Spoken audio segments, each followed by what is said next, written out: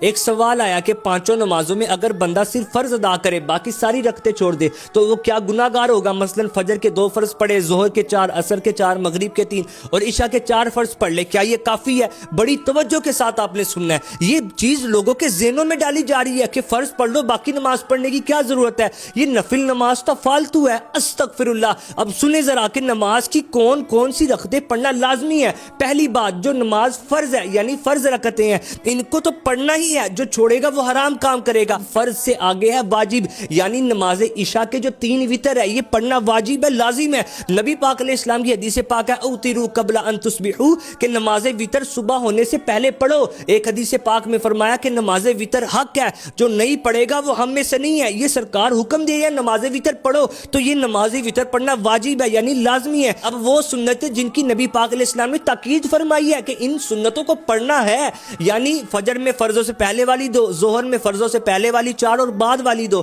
عصر میں سنت موقدہ نہیں ہے، مغرب میں فرضوں سے بعد والی 2 اور عشاء میں فرضوں سے بعد والی 2، یہ ہیں 12 رکعتیں سنت موقدہ۔ نبی پاک علیہ السلام کی حدیث پاک ہے کہ جو ان 12 رکعتوں کو ادا کرے تو اللہ پاک جنت میں اس کے لیے محل تعمیر فرمائے گا۔ سرکار علیہ السلام نے فرمایا کہ جو میری سنتوں کو چھوڑے اسے قیامت کے دن میری شفاعت نہیں ملے گی۔ یہ وہ سنت جن کو نبی پاک علیہ السلام نے ادا بھی فرمایا اور ادا کرنے کی تاکید بھی فرمائی۔ اگر ایک دو بار چھوٹ گئی تو برا کیا، لیکن اگر کوئی ان سنتوں کو چھوڑنے کی عادت بنا لے گا تو وہ گناہ گار ہوگا۔ اب وہ سنتیں کہ جن کو چھوڑنے پر گناہ نہیں ہے، یعنی سنتیں غیر موقدہ اور نوافل، وہ کون کون سی رکعتیں ہیں؟ ظہر میں سب سے آخری والی 2 رکعتیں، عصر میں فرضوں سے پہلے والی 4 رکعتیں، مغرب میں سب سے آخر والی 2 رکعتیں اور عشاء میں وتر سے پہلے والی 2 اور بعد والی 2۔